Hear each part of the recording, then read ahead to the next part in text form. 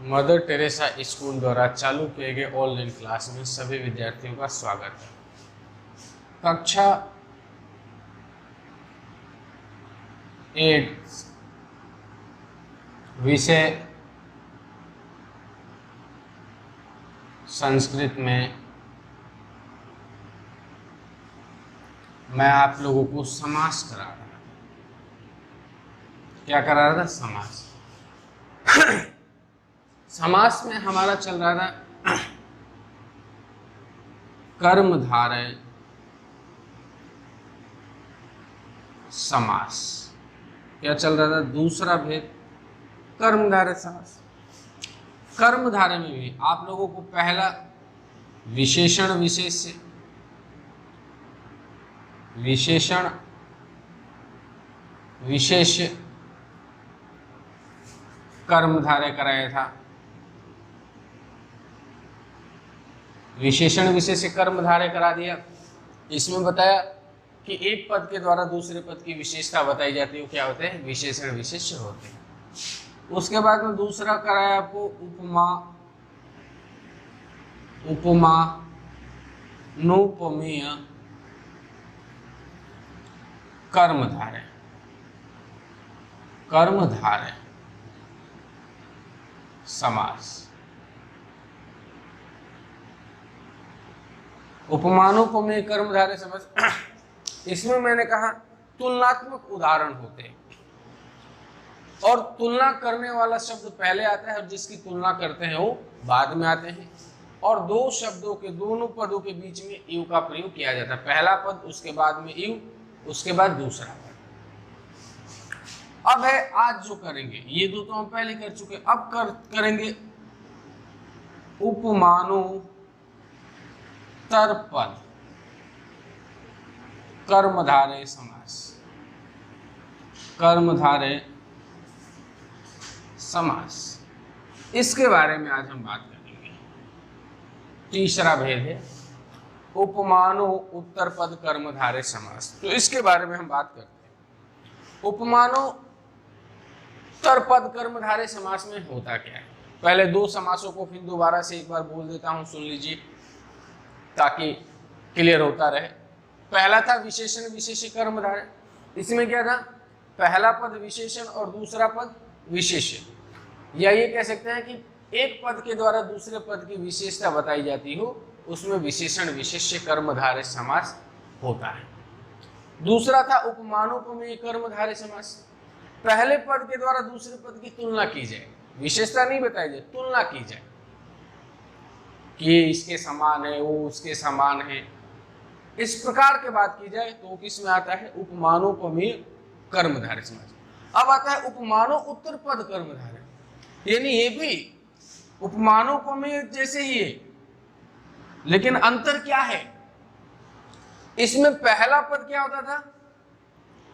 उपमा देने वाला, और दूसरा पद उपमेय, यानी जिसकी हम उपमा दे रहे थे, जिसके लिए उपमा दे रहे थे, और इन दोनों पदों के बीच में एक होता था। इसमें क्या होगा? उपमेय पहले आ जाएगा और उपमा, यानी जिस शब्द के द्वारा हम तुलना करेंगे वो शब्द बाद में आएगा। बस अंतर इतना ही है, जिसकी तुलना करेंगे वो पहले, और तुलना करने के लिए उसके लिए जिस शब्द का हम प्रयोग करेंगे वो बाद में आएगा। और देखिए उपमानोपमेय कर्मधारय में पहला पद, उसके बाद में यू, उसके बाद दूसरा पद। इसमें क्या हो जाएगा? पहला पद, दूसरा पद, उसके बाद में यू। क्या करना है? पहला पद, दूसरा पद और उसके बाद में यू लगाना है। यानी उपमान और उपमेय ये दोनों लिखेंगे, उसके बाद में यू। विभक्ति समान ही रहेगी, विभक्तियों में हमें कोई परिवर्तन नहीं करना है। ठीक है, विभक्तियों में हमें कोई परिवर्तन नहीं करना है। बस क्या परिवर्तन करना है, ध्यान से सुन लीजिए, इससे थोड़ा सा विपरीत कर देना है। इसमें क्या होता था? उपमा शब्द पहले, उसके बाद में यू, उसके बाद उपमेय, यानी जिससे तुलना करना है वो शब्द पहले, उसके बाद में यू, और जिसकी तुलना कर रहे हो वो बाद में। इसमें उपमानो उत्तर पद में क्या हो जाएगा? जिसकी तुलना करेंगे वो पहले, उसके बाद तुलना करने वाला शब्द और उसके बाद में एक, विभक्तियां सभी में इनमें भी समान रहेगी। जैसे उदाहरण हम कर रहे हैं, उदाहरण आपको समझा रहे हैं, समझने का प्रयास करें। पहला उदाहरण दिया हुआ पुरुष व्याघ्र, पुरुष व्याघ्र, यानी पुरुष बाघ के समान कहा जा रहा है, तो इसमें पुरुष शब्द पहले आ गया और बाघ शब्द बाद में आ गया, तो ये क्या हो गया, उपमानो उत्तर पद कर्मधारय समास हो गया। यदि इसी में बाघ शब्द पहले आ जाता और पुरुष बाद में आता तो क्या हो जाता, उपमानो उपमेय कर्मधारय समास हो जाता। ठीक है, तो अब इसको क्या कर देंगे, पुरुषः, समास वगैरह करना है, पुरुषः व्याघ्र, पहला पद दूसरा पद, उसके बाद में हम क्या लगा देंगे, यू। पुरुष कैसा है, बाघ के समान है, पुरुष कैसा है, बाघ के समान है, पहला उदाहरण हो गया। दूसरा उदाहरण दिया पुरुष सिंह, पुरुष सिंह यानी पुरुष शेर के समान है, इसमें भी देखो पुरुष पहले सिंह बाद में, यदि सिंह पहले और पुरुष बाद में आ जाता तो ये क्या आ जाता, उपमान उपमेय कर्मधारय, लेकिन पुरुष पहले आएगा और सिंह बाद में आएगा तो क्या हो गया, ये उपमानो उत्तर पद कर्मधारय समास हो गया।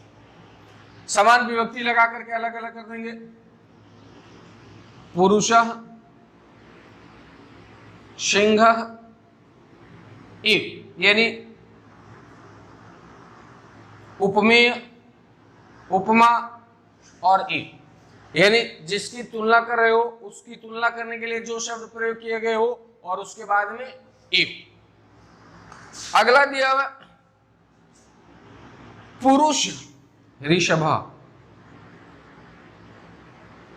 पुरुष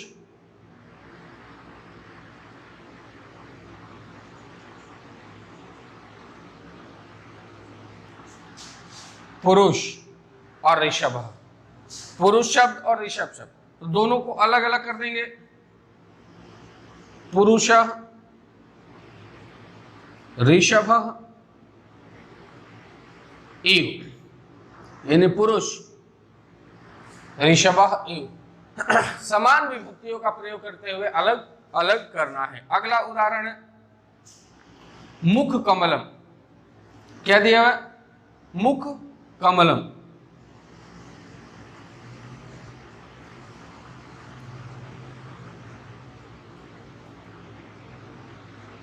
अब देखो मुख पहले आ गया और कमलम बाद में आ गया, यही कमलम पहले आ जाता और मुख बाद में आ जाता तो किस में हो जाते, उपमानोपमेय कर्मधारय में, लेकिन मुख पहले आ गया और कमल बाद में आ गया तो किस समास में आ गया, उपमानो उत्तर पद कर्मधारय।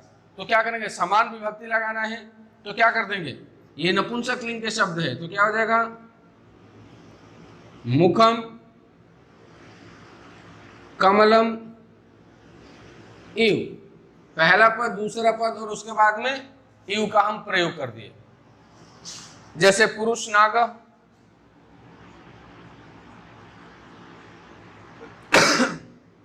पुरुष नाग, पुरुष और नाग यानी पुरुष नाग के समान है तो क्या लिख देंगे, पुरुष नाग इव, यानी पुरुष किसके समान है, नाग के समान है। तो इसमें आपको थोड़ा सा ध्यान देना है, विशेष रूप से मैं कह रहा हूं ज्यादा परिवर्तन नहीं है, उपमानोपमेय कर्मधारय समास के जैसे ही, बस अंतर इतना है कि उपमानोपमेय में उपमा देने वाला शब्द पहले और जिस उसके बाद में इव और उसके बाद में उपमा जिसके लिए देते हैं वो, उपमानो उत्तर पद में क्या होगा, जिसकी उपमा देंगे वो पहले, उसके लिए उपमा देने वाले जो शब्द होंगे वो उसके बाद में और उसके बाद में इव लगाया जाएगा, यानी पहला पद दूसरा पद और फिर इव लगा देंगे, विभक्ति वही समान विभक्ति रहेगी। तो इस प्रकार से आप इसको समझोगे, देखोगे कि क्या कहा जा रहा है, कैसे कहा जा रहा है, और उसके बाद में इनको समझ करके आप करने का प्रयास करोगे। आज के लिए इतना ही, धन्यवाद।